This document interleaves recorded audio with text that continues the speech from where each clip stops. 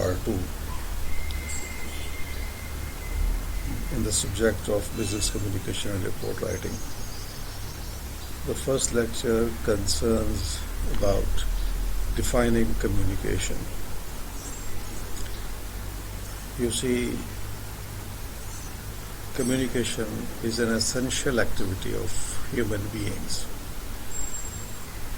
All the life that we live through communication. And communication is a process by which we exchange meanings, facts, ideas, opinions, or emotions with other people. So we talk to our family members, our siblings, our parents, our friends. So it is communication. We communicate with each other. We share our ideas, we share facts, we share information, and even we share emotions. It is communication. And communication is an essential activity, essential condition of our existence. And it is the most important activity of our life. If we are human beings, it is because of communication. Well, now we come to the word communicate or communication. The word communicate is derived from Latin word communico or communicare. It means to share or to participate in some shared activity. Well, communication stands for a natural activity for all human beings to convey opinions, feelings, information, ideas to others. Through words, words may be spoken or written, and body language or signs. What is body language? The movements of our head, the movement of our legs, arms, body, and our facial expressions or different signs that we make while communicating our messages. Well, in our social life, as I have already mentioned, that it is the most essential condition. It is the most important activity. So, at every step of our life, we communicate. The communication surrounds our whole life.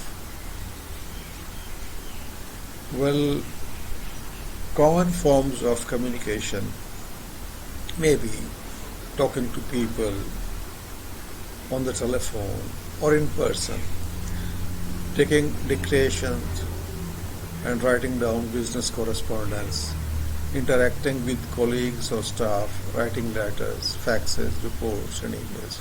These are different forms of communication in our social life and in our business life. Well, now we have a look at some of the definitions of communication. The first definition I will take up is of George Yardman. He defines communication as effective communication is a purposive interchange resulting in workable understanding and agreement between the sender and receiver of a message. Well, according to this definition, it is a purposive interchange. Communication is a purposeful activity, and it is an interchange, exchange, which results in workable understanding and agreement. So the sender and the receiver, they reach a practical, workable understanding and agreement of their ideas, of their activities. Well, according to Robert Anderson, communication is interchange of thoughts, opinions, or information by speech, writing, or signs. This definition explains the very nature of communication.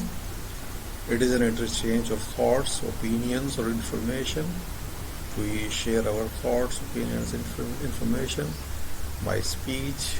So now the definition also describes the medium of communication. So the communication may be by speech, it may be done by speech, it may be written down, it may be communication may be done through writing or signs. Signs means body language, the movements of our body or our facial expressions, etc., or different signals that we use in communication.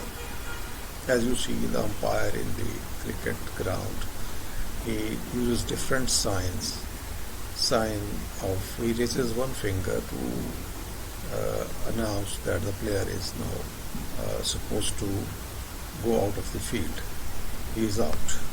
And he raises both of his hands upward to show that the player has made a sixer. Similarly, different other signs. Communication is also defined as the process of sending and receiving messages. It is simply a method of sending a message from one person or group of persons to another. So, process of sending and receiving messages. It is a very simple definition. It is a process of sending and receiving messages. There is a sender, there is a receiver. So communication is a two-way process. It is not a one-way process. There is always a sender and there is always a receiver. So the process of sending and receiving messages is called communication. Well, another definition: giving, receiving, or exchanging information, opinions or ideas by writing, speech, or visual means, so that the message communicated is completely understood by the recipients. Well, this is also a comprehensive definition. Giving, receiving, or exchanging information, opinions or ideas. So we either give information or ideas or opinions, or we receive, or we exchange by writing. Now, the medium of communication is explained once again. We do this exchange by writing. It may be written communication. By speech, it is oral communication, or visual means using some symbols, some pictures, some signals, so that the message communicated is completely understood by the recipients. So it is also an essential condition that the message communicated to the receiver is understood by him or them. So understanding of the message is also essential in communication process. If you receive some message, listen to some message, or if you read some message but you are unable to understand it, so communication does not take place. Communication takes place when there is some understanding. Well, now we briefly discuss some of the characteristics of communication. Well, the first characteristic: communication is essentially a two-way process. As I have already said, communication is a two-way process. Information has not only to be sent but also has to be received and understood. So feedback is an essential part of communication. So it is a two-way process. There is a sender, there is a receiver. The sender sends the message, the receiver receives the message, and the receiver understands the message and he gives feedback. Feedback, he gives some response. Second, communication is an ongoing process. It is not a static process, it is an ongoing process, it is dynamic. When communication is absent, human activity ceases to exist. So, you see, all the time we are communicating, all the time we are either sending some message, we are either receiving some message, we are either speaking or we are listening. So it is an ongoing process. Without it, human activity does not exist.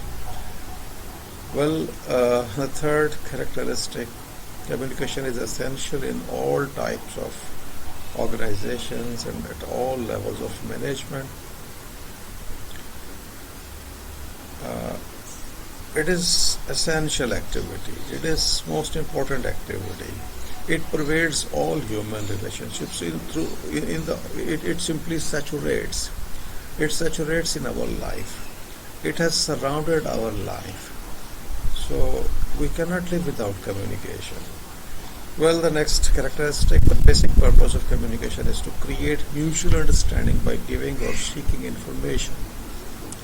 Well, the basic purpose of communication is to create mutual understanding between the sender and the receiver. And how this mutual understanding is achieved? By giving or seeking information, persuading others, and producing actions. Communication is much more than words. Next characteristic, it is much more than words. So words are not, communication is not limited to words. It is also done with or without words. Tone and facial expression often carry greater meaning than words. Well, our tone gives some other meaning and our words give some other meaning. So tone and facial expressions often carry a greater meaning than words. We can communicate a lot through signs, symbols and gestures.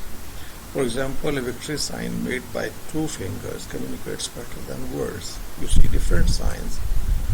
As I have already mentioned, that umpire in the cricket ground and the referee in football ground, they use signals, they use gestures to communicate their messages. So this is how they communicate without words. So communication is not limited to words. It is much more than words.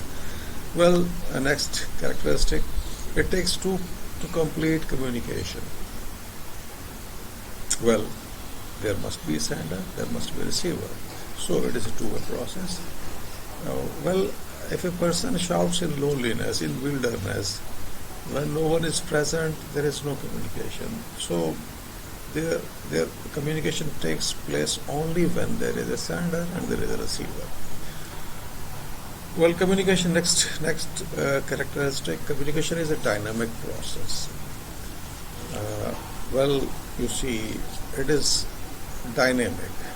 It is changing all the time. Changes in the moods and thinking of the sender and the receiver of the message influence the effectiveness of communication. Well, if the sender's mood changes, if the sender tone changes, the message will change, and it will affect it will simply influence the effectiveness of communication. Well, next characteristic, communication is a goal-oriented process. There must be some goal, and there must be some common goal between the sender and receiver. Communication can be effective if both the sender and the receiver are aware of their goals. They should be aware why they are communicating. They should be aware of the goals of their communication, and there should be similarity of their goals. If they don't have the similarity of goals, then communication will not be effective.